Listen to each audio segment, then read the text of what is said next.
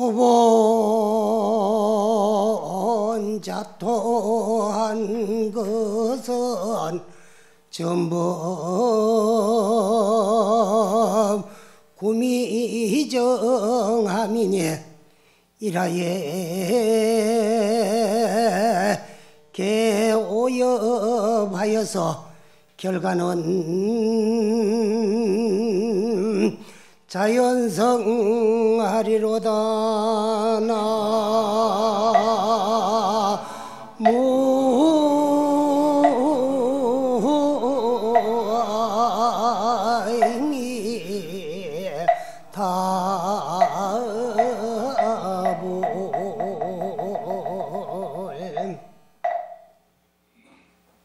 오늘부터 8일 동안에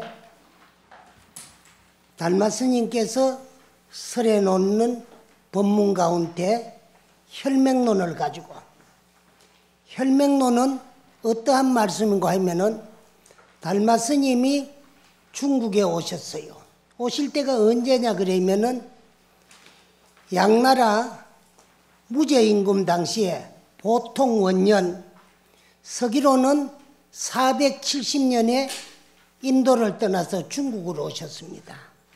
그래서 중국 양나라에 오셔가지고 무제임금과 뜻이 맞지 아니해가지고 부기 때 위나라로 가가지고 숭산 소림굴에서 9년 동안에 면벽을 하고 계시다가 석학인 신광을 만나가지고 자성을 정득하게 깨닫게 해준 다음에 법을 전하면서 해가라는 호를 지어주고 정법안장을 부촉하셨습니다.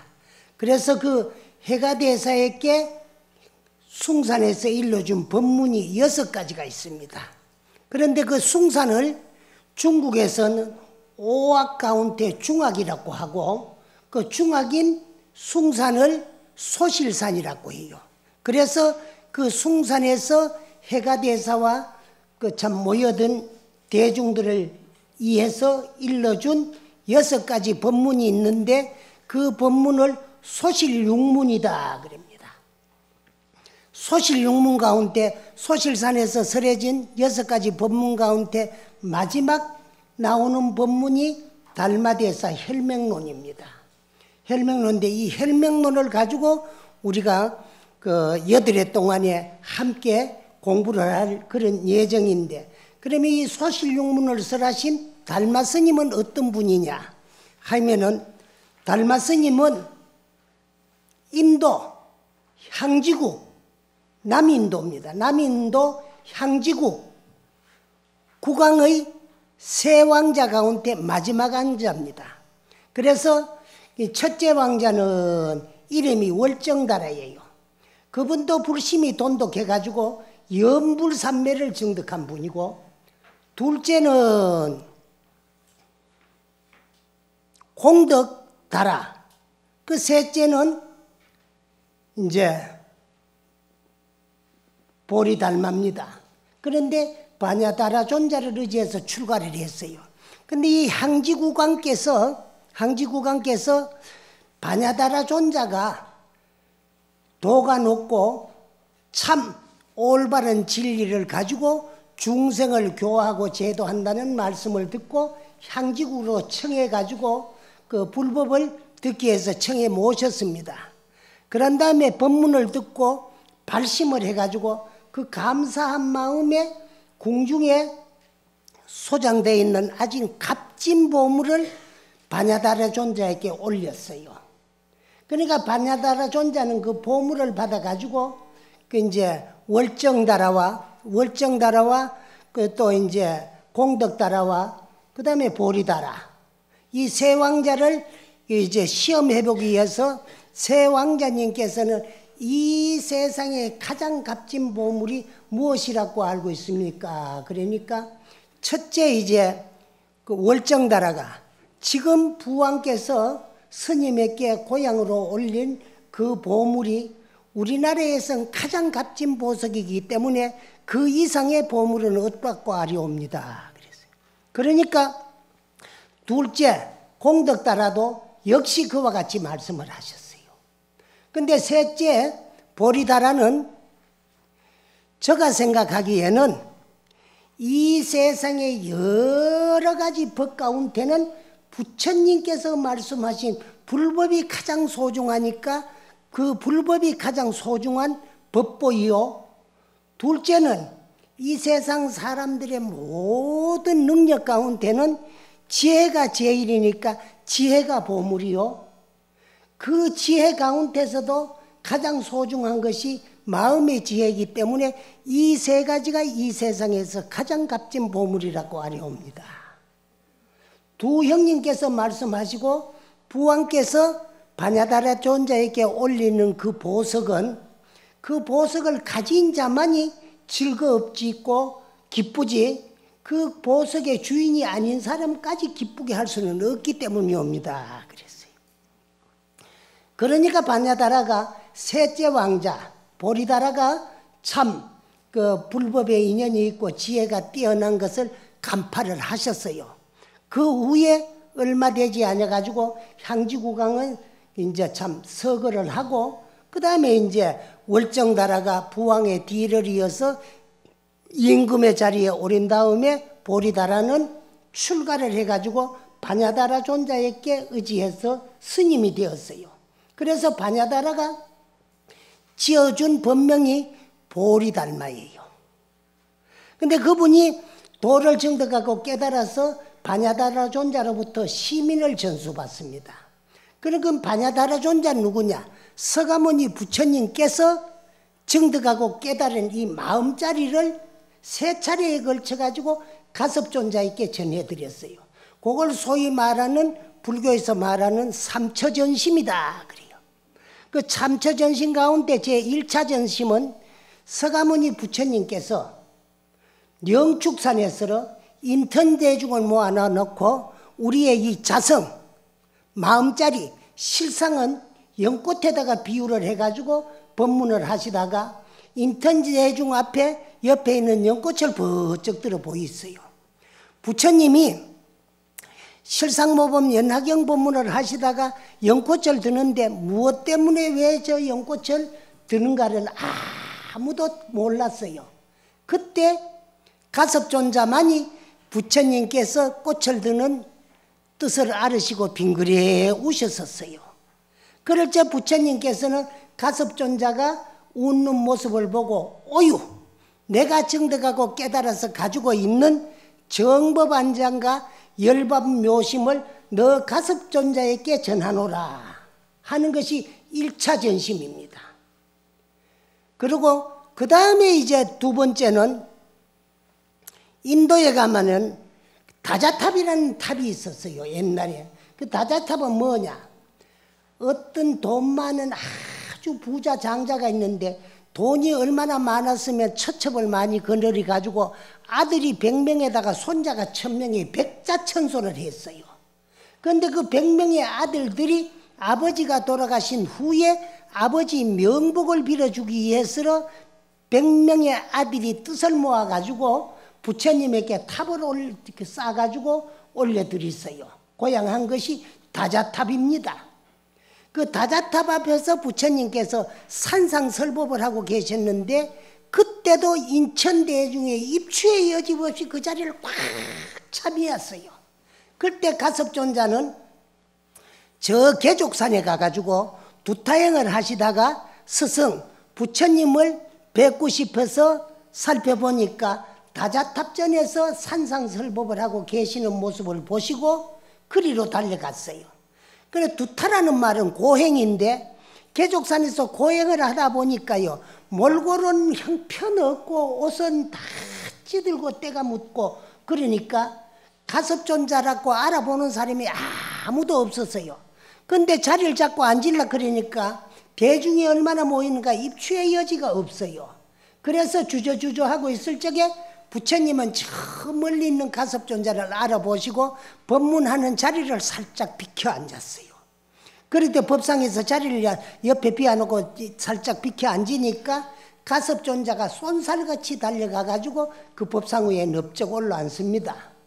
그거를 다자탑전해서 반분자다 그래요. 그래서 이제 때도 부처님께서는 오유 정법안장과 열반묘심을 너 가섭존자에게 전하노라 하고 2차 전심을 하셨습니다. 그 이후에 부처님께서 열반에 드실 때가 된 것을 관해 보시고 열반에 들기 위해서 고국 카피라성으로 돌아가시는데 제가불자인 유마일 거사가 보고 싶었어요. 그래서 유마일 거사가 있는 데로 이제 갑니다. 거기가 어디냐? 인도 바이살리라요. 그래로 가가지고 마지막으로 이제 유마일을 만나보고 카피라성으로 가시다가 쿠시나가라에서 사라나무가 쌍으로 선 사이에서 열반에 드셨어요. 그 부처님이 열반에 드시고 나니까 대중들이 뜻이 분분해요. 부처님을 우리를 저버리고 가셨으니까 우리도 우리 할 일을 해야 되니까 빨리 장례를 모시자 하는 편이 있고, 또 한쪽에서는 상수제자인 가섭존자가 아직 도착하지 아니했으니까 가섭존자가 올 때까지 기다리자고 하는 쪽도 있었어요. 그런데 빨리 장례를 모시자고 주장하는 편이 사람도 많고 또 이제 주장이 강하니까 가섭존자를 기다리자고 하는 사람이 요즘 시속 말하면 졌어요. 그러니까 3일 만에 부처님 다비를 모십니다. 모신데 나무를 쌓아놓고 관호를 놓고 불을 붙이니까 나무가 타니까 나무가 타는 끄시름에 간맛이 거먹게 끄실지 관에 불이 올라붙지를 않아요. 3일째 되는 날부터 닷새 동안 일주일이 되는 날까지 아무리 관을 태우고 답을 하려고 해도 타지를 아니해요. 그때 가섭존자가 계족산에서 부처님이 열반에 드신 걸 간해 보시고 그 다비식에 참석을 하기 위해서 오셨는데 일에나 걸려 일주일 만에 도착했어요. 와보니까 이제 참 간맛, 나무맛 하고 간맛이 그렇게 끄실었지 다비를 뭐하고 있는 모습을 보고 가섭존자가 부처님 발밑에서 부터 시작해가 오른쪽으로 3바퀴를 돌고 부처님 앞에 우술 착지하고 합장 공경하면서 아래옵니다. 세존이시여, 부처님께서는 불생불멸의 진리를 말씀하셨는데 어찌 부처님께서 이래 허망하게 열반에 드시는 모습을 우리에게 보이십니까? 하고 통곡을 하니까 난데없이 관이 쩡 하고 갈라지더만에 관 속에서 두 발을 쑥 내보이요. 이거를 사라상수관에서 각시상부라고 합니다. 두 발을 내이 보여졌다. 거기는 어떤 뜻이 있느냐? 부처님이 열반에 드시는 것은 나 부처도 나라고 믿고 있는 이 육체는 치수화풍 4대 물질 요소로 이루어진 유형색신이기 때문에 물질 현상계에 있어 가지고는 영혼이라는 것이 절대로 존재하지 아니고 생자는 필멸한다. 부처도 이래한데 항차 이 세상에 있는 어떤 물건이 견고히 오래 머무를 수가 있느냐? 생자는 필멸한다는 도리를 보여주기 위해서 열반에 드신 거야. 열반에 두고 나니까 가섭존자가 부처 죽었다고 와가지고 통곡하려니까 이 어리석은 가섭아, 너도 부처가 허망하게 죽었는 줄 아느냐? 육신은 계멸하나 법신은 상조한다는 내 뜻을 보여주기 위해 가지고 육신은 생도 있고 사도 있고 옴도 있고 감도 있고 남도 있고 죽음도 있어. 왜? 이거는 치수화풍 4대 물질 요소로 이루어진 유형색신 물질이기 때문에. 그래 부처님께서 열반에 드신 것은 물질 현상계에 있어 가지고는 영혼이라는 것은 존재하지 않고 생자 필멸한다는 도리를 보여주기 위해서 열반에 드셨어요. 근데 가섭존자가 가지고 당신 스승 부처님이 열반에 들었다고 통곡을 하니까 육신은 계멸하지만 참 부처는 불생불멸하고 영원불멸한다는 걸 보여줘야 돼. 그 육신은 계멸하나 법신은 상주한다는 도리를 보여주기 위해서 관 속에서 두 발을 내 보이셨어요. 그러면서 관 속으로 두 발이 쏙 들어가니까 간 뚜껑이 닥치면서 간이 공중으로 떠가지고 관에서 삼매하라는 불이 나와가지고 간으로 올라붙어가지고 공중다비가 돼요. 그러니까 그 다비가 다 돼가지고 거기서 꽃비가 쏟아져. 그래서 부처님 제자들이 그 이제 참 달려나가가지고 가사짝으라고 쏟아지는 꽃비를 받았는데 식으니까 오색이 영롱한 팔곡사두의 살이라 그래요. 그걸 소위 우리 불교에서는 삼처전심이다. 세 곳에서 이 마음을 전하셨다 그래요. 그래서 그거를 영산해상에서 거렴하, 영산해상에서 꽃을 떡 뜨니까 가섭존자가 빙그레 웃었다 해가지고 염하미소다, 꽃 뜨는 걸 보고 우셨었다 그래요. 그래 그거를 고조사님들은 어떻게 이제 개성으로 표현해놨나 그만 영축염화 시상기는 영축산에서 부처님께서 꽃을 들어 보이는 최상승의 도리는 한 분 만나기가 얼마나 어렵나. 긍동부목 전명기다 그랬어요. 눈 감은 봉사 거북이가 3000년 만에 물 위에 한 번 올라오는데 그때 마침 구멍 뚫어진 나무 토막을 만나가지고 그 나무 구멍에 얼굴 한 번 쑥 내미기보다가 더 어렵다 그랬어요.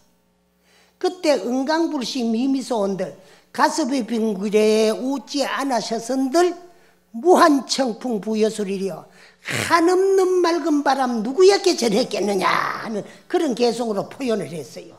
그렇게 해가지고 서가모니 부처님으로부터 열반묘신과 정법안장을 이어받은 가섭존자가 초조입니다. 그 다음에 2조 아란존자, 3조 상라하수존자 이렇게 해가지고 인도에서는 28조.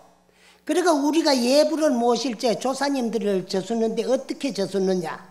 요즘은 석은동진 급화해동 역대전도 그래요. 석은은 선역석자고 하늘건자입니다.